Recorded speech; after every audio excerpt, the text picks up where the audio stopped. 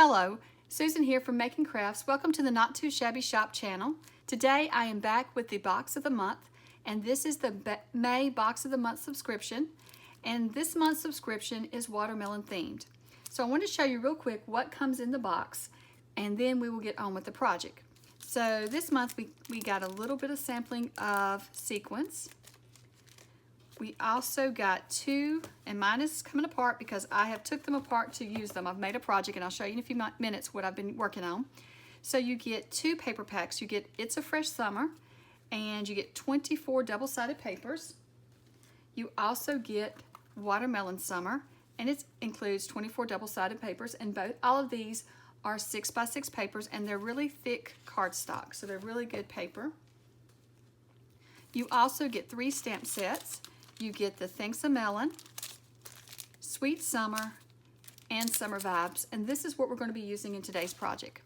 You will also get 2 ephemera packs in this kit, and mine look low right now because you'll see in the project coming up that I have used a lot of these up, but you get these 2 ephemera packs, and I hope that you were able to get one of these kits this month. I know it did sell out really quickly. So if you didn't get this month's kit, be sure to go ahead and pre-order next month's box of the month.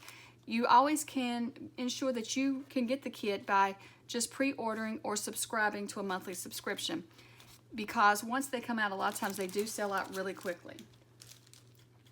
So if you didn't get the kit in time, this would work for next month's kit as well. So what we're making today is some little bitty charms. I absolutely love these cute little charms, and we're going to be adding these charms to next week's project, and I'll give you a sneak peek of next week's project. Let me get this out of the way so there's no glare. I'm going to give you a sneak peek of next week's project, which is a little mini album or scrapbook or journal, whichever you want to call it, and it's a really chunky little book, but it was a lot of fun to make. And so today what we're going to work on is the little charms that we have hanging on the front of our book. So if you'd like to see a flip through of this mini album, you can check out my channel.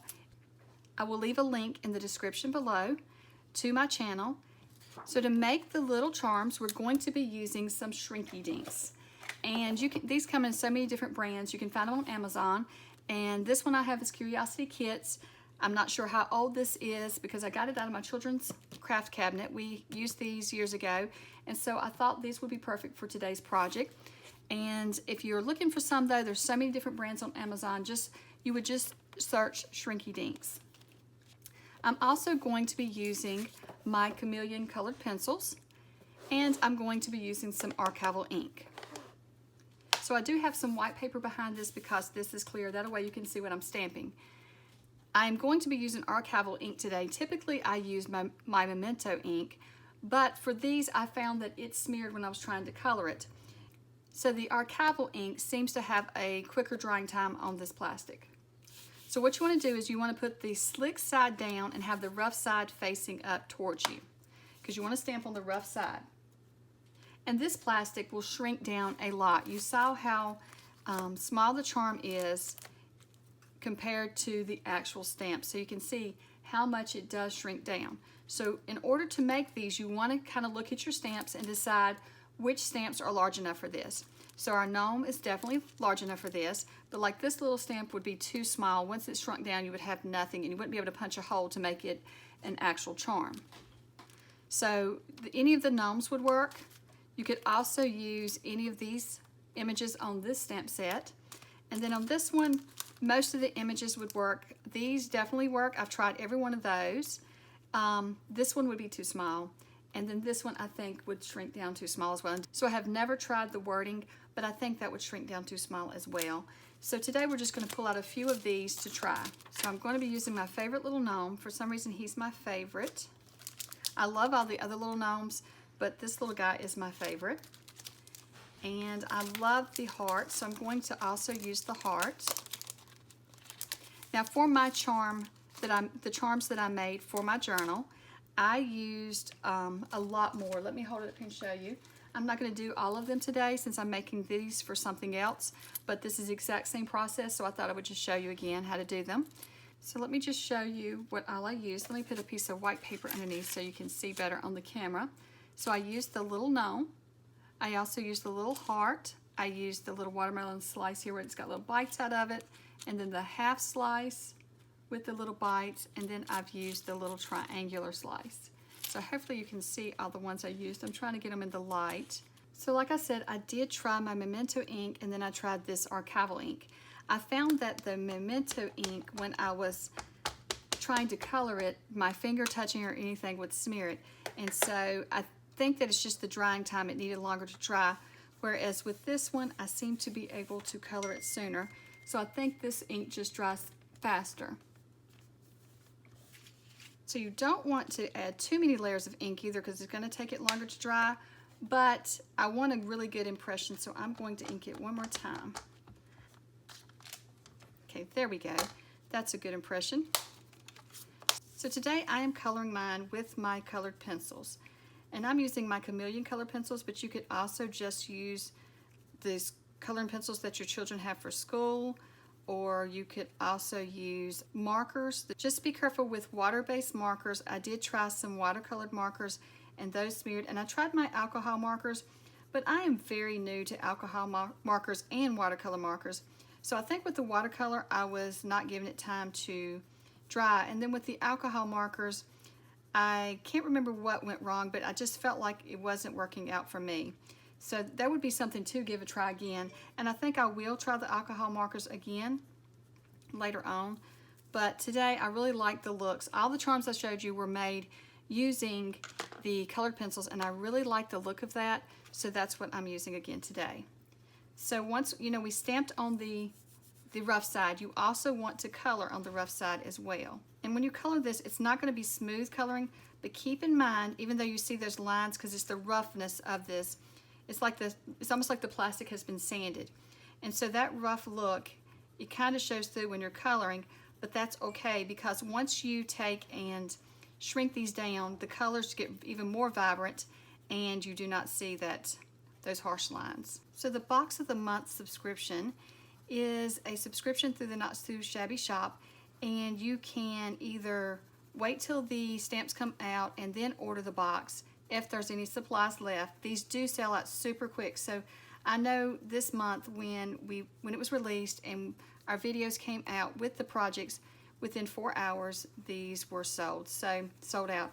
So if you want to ensure that you do get a box and you don't have to worry about getting it ordered before they sell out, you can subscribe to the monthly box. Now when you subscribe, you don't get to see what the box is going to be that month. It is a surprise.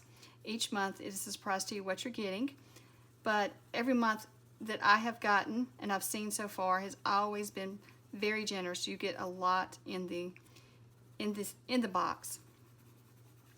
Now if you become a monthly subscriber, you do get a discount off of the box, and all that information is on the Not Too Shabby shop, and so you will find a link to the Box of the Month in the description below.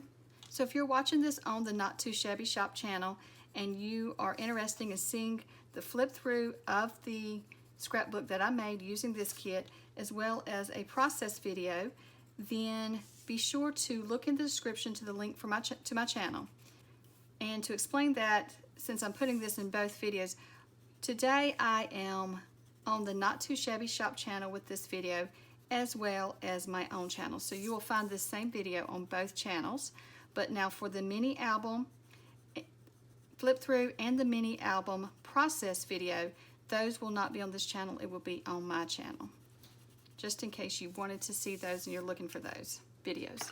So now that I have them colored, I'm just going to fussy cut them out. And when I fussy cut these out for the charms, I do not cut on the line. There's no reason why you couldn't cut on the line, but I like to leave just a little bit of edge around it. You can barely see that edge when you do shrink them down, but for some reason I like having that edge. Also, you need to keep in mind with this plastic, when it's thin, it's not that hard. But once it dries, it is a lot thicker. So what you want to do is, if you have any sharp corners that you're cutting out, be sure to just clip those off and round them just a little bit, so that once it shrinks down, it's not too sharp and, you know, cutting like scratching your finger or catching on anything if you're using these charms on other items. Okay, so since these do get so thick once you shrink them down, you want to go ahead and punch a hole in them. And I have this We Are Memory Keepers hole punch, and I'm just going to use the larger one. Or if you have a regular school hole punch, you could use that one, and it's going to have an even larger hole. Because once you punch these, it does shrink down to a very small hole, but it fits a jump ring perfectly. Or the kind that I have. I use stainless jump rings. And be careful when you punch the hole, it does shoot some little plastic out. If you're not wearing glasses, it could hit you, so be careful with that. So I have this old cooking tray, and I just use it for crafting now, not cooking. I don't think you probably should use it for crafts and then go back to cooking with it, so be sure you're just using an old tray. And then I line it with some parchment paper so nothing will stick to this. And then that's how I shrink these. I shrink these with my heat tool. Now you can just, they give you instructions on the package on how to heat them in your oven, but I don't have an oven in my craft room and I'm too lazy to get up and go to the kitchen, so I just do it in here. But I do want to give you a few pointers. So when you shrink these little shrinky dinks, one thing in the past that I had issues with was when it curled up, I thought it was done and it was going to stick to itself, and I just get it out of the oven and think that it was lost. When it curls up on itself, just keep heating it and it will eventually flatten out. Now once these start to flatten out, I do flip them over and I heat the other side so that I can flatten, and then I just press it down with my bone folder. But if you do that, use some tools so that you don't get burnt because these get really hot. So I'm going to go ahead and get my tools here so I'll be ready. But these do get very hot, so don't touch them once they start, you start heating them up. And I do use a little tool to hold it down for a few minutes, but once it starts curling, I'll have to let it do its own thing. Hopefully you can see there it's curling up, and then it starts to flatten out. You can see it's still curled up a bit, so I just take my tool and flip it over and heat the back side up some. See if I can get that where you can see what I'm doing. And so now it's flattened out, but what I like to do is just press it real quickly with my bone folder to ensure that it's good and flat. We have these done, so now we just add those to jump rings. Now for some of mine, I just used regular jump rings. Then for some of the other ones, I used the split ring jump rings, and I know it's gonna be hard for you to see on here, but so like here's a split ring jump ring, and then here are just regular jump rings. And I use varying sizes. So I use small ones and medium sized ones and then larger ones, so that it kind of varied on my journal cover. And so that way you have just a little bit of difference in the look. And I also just tried to hang them so that none of them covered the other ones up. Well, I hope that you will join me next week on my channel to see a full flip through of this journal, and then also a full process video on how I created this journal and all the pages in it. Well, thank you so much for watching, and I hope that you have a wonderful day, and bye.